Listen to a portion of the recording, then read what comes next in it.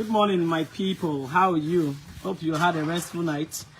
I just want to make this video as short as possible because I have done all my typings and I know most people lack the patience to read stuff to the end. It's not easy for us who know how to write. Some of us have the gift of writing, while others have the gift of reading. But some also lack the patience to read, while some lack the patience to write. I've settled down to make a very comprehensive write-up so far on Harrison's issue, as in accordance with the first-hand information I've gotten from his lawyer this morning. So I want to top it up by doing this video and explaining all that I wrote for the benefit of those who don't know or who lack the patience to read to the end. It's for the benefit of them that I am making this video. Please, you have to, bear with me because my network may be shitty or epileptic. So just bear with me no matter how the network comes. Whatever you didn't hear me say here will be on the write-up. So this morning I just got off the phone with the lawyer representing Harrison. First, I want to say that the way this matter is going, we can't really place, we can't really hold on to, oh, is it a setup or did he really do it or not? So because of that iota of doubt I have, that is why I'm still hanging on. I still have that doubt, and it's that doubt that is convincing me to not throw him under the bus. I'm not going to throw him under the bus for you people's amusement. I'm not going to throw him under the bus because of what people are doing. I am not a bandwagon follower. I have my conviction and I stand by it. So this morning I got off the phone with Harrison's lawyer, Barrister Dele, and asked him. Yesterday too, he called me and told me, I've been getting my own direct information. I'm not a social media psychopath that listens to what people say and then runs with it. No, the real investigation is done outside social media. The real judgment, the real cases are done outside social media. The real trials are done outside social media. So whatever you see on social media, always take it with a pinch of salt. Propagandists, opportunists are there to drag one another down. So be careful what you hear, what you read. So I just got off phone from him this morning. He called me and I asked how far, what is going on. Did Harrison confess that he took that money? He said there is no such confession. That now Harrison has been able to break down his modus operandi. As a security expert that has been helping people go into the bush to rescue their victims, it's imperative that he keeps some of this information to himself. But when the chips are down now, the poor boy has spilled, this is how I operate. Now listen and listen good. If you cannot listen and listen good, please read my write-up till the end, Biko. So that nobody will come to that post to write unnecessary talk or ask me unnecessary questions because that's not in the vex me.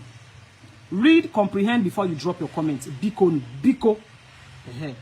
Now, Harrison was forced to spill everything and how he operates.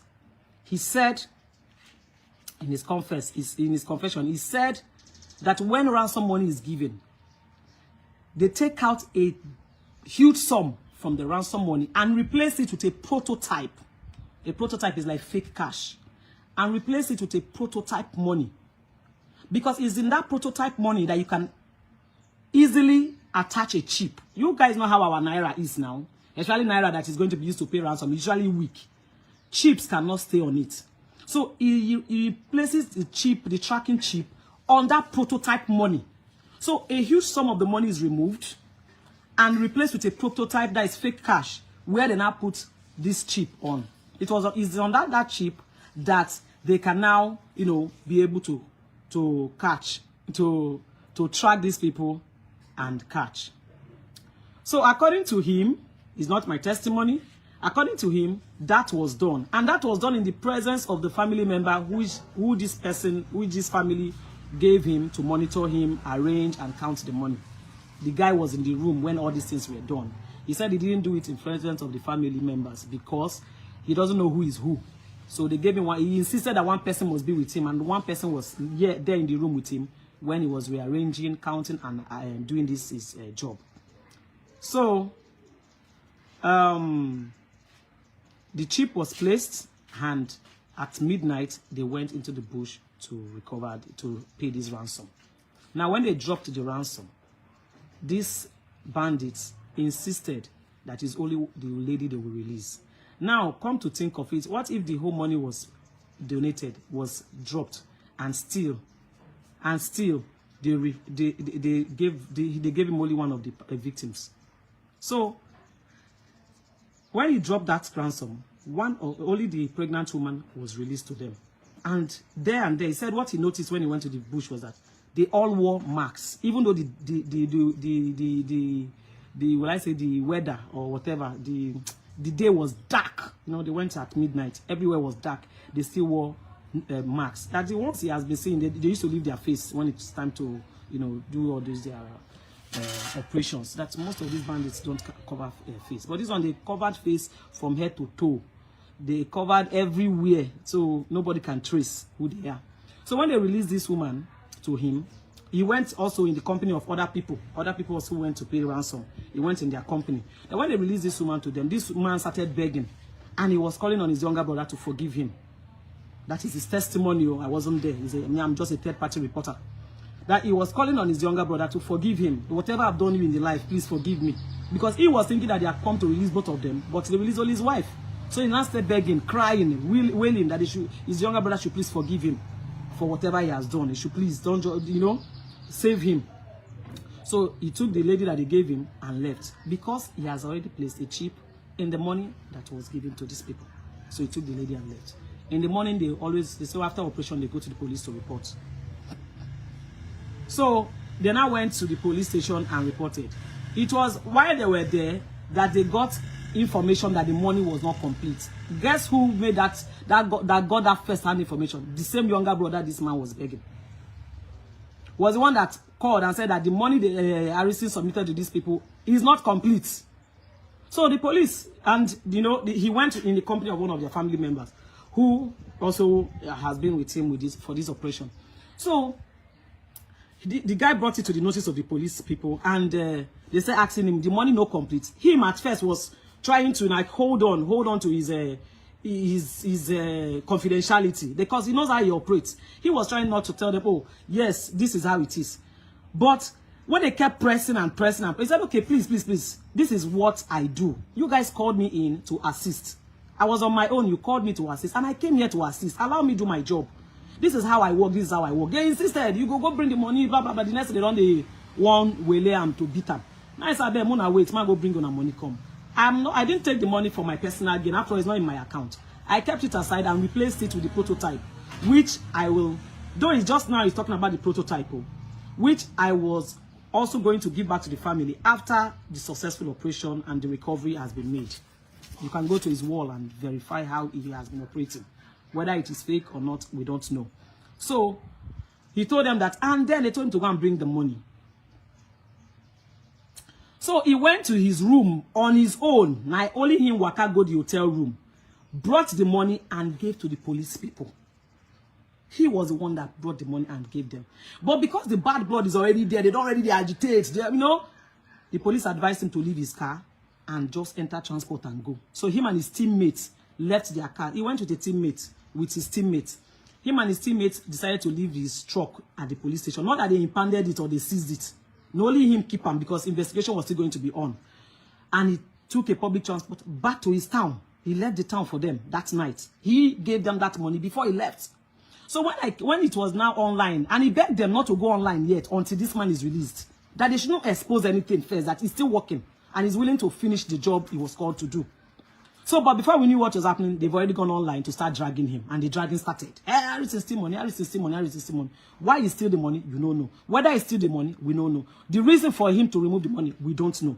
So, when the news was now online, first of all, it was like a faceless account. Later, someone came up with a face, I think it's Z04 or something they call him, came up with a face and narrated that Harrison collects money, blah, blah, blah, blah, blah, and that he's on the run.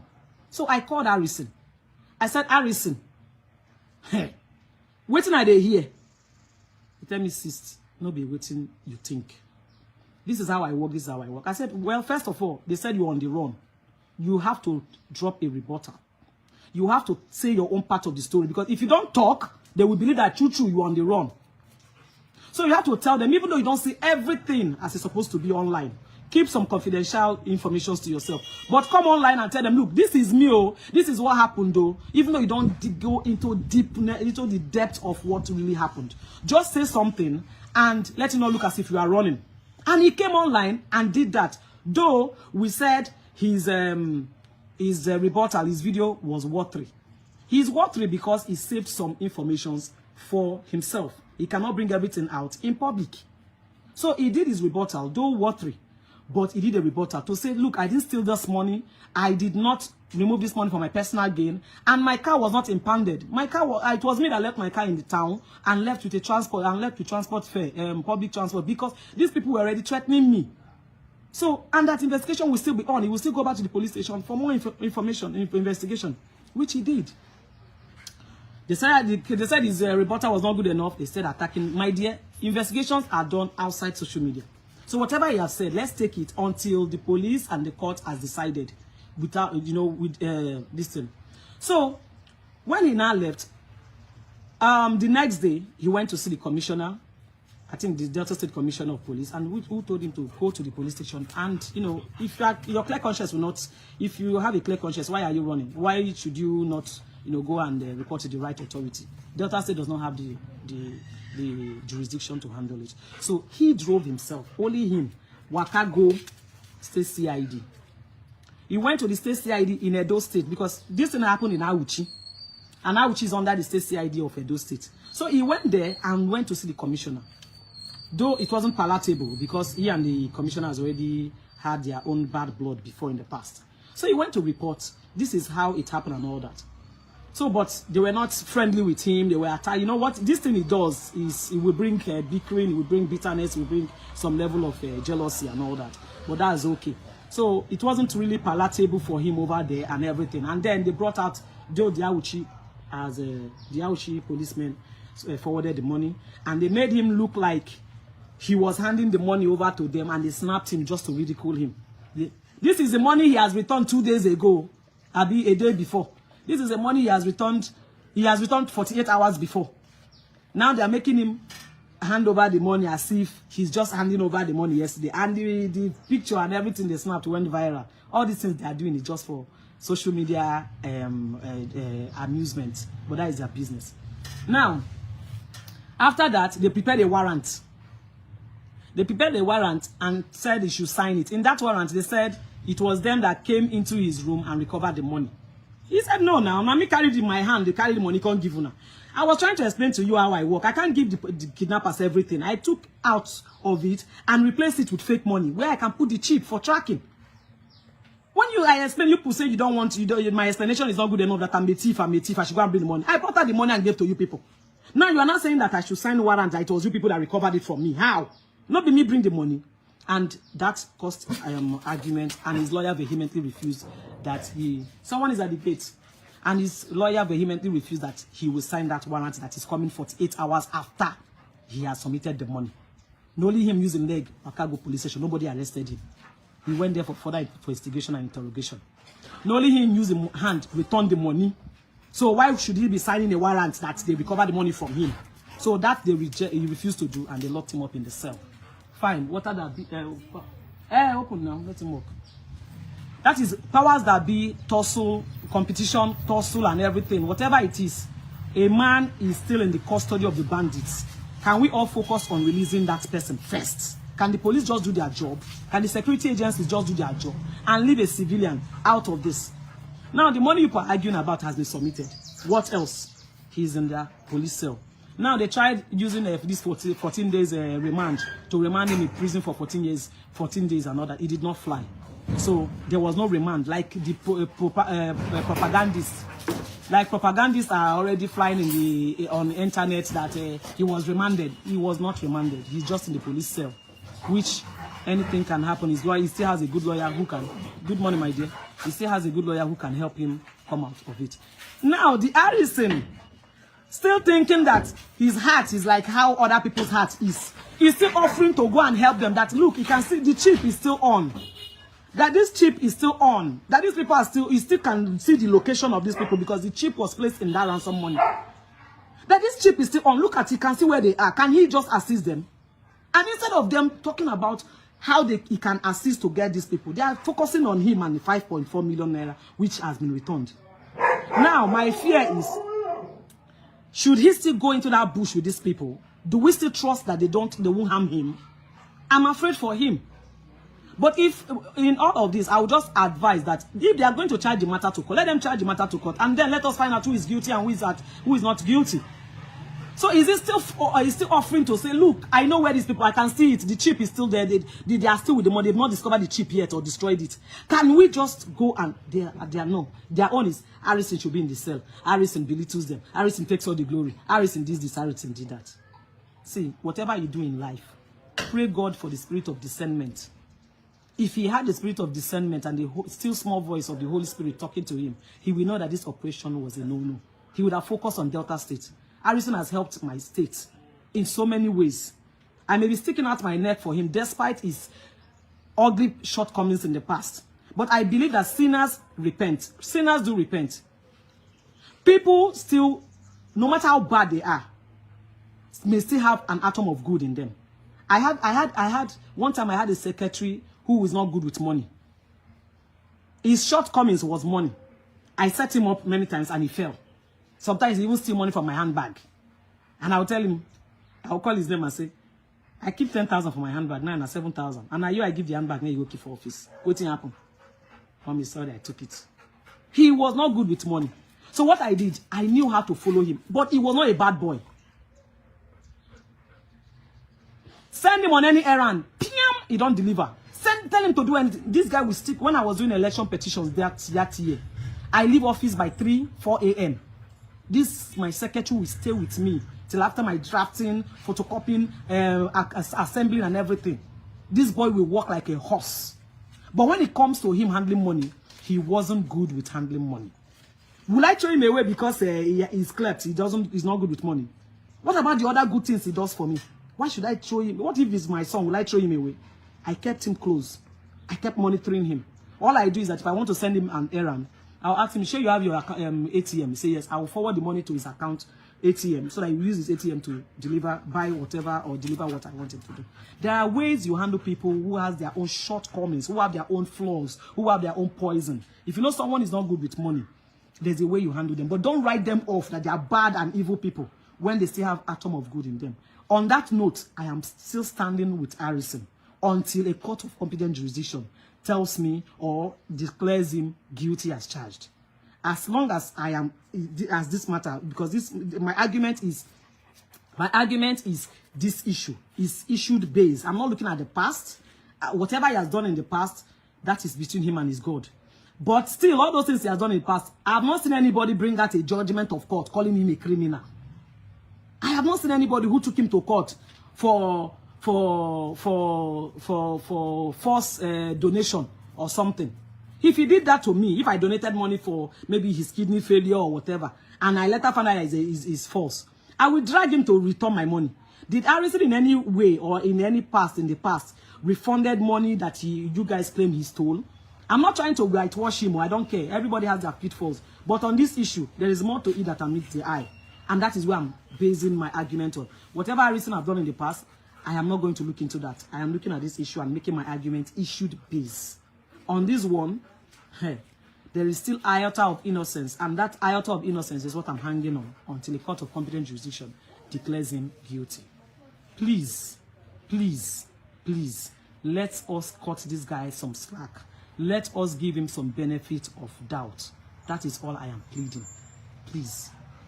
Please. I am not trying to gaslight anybody.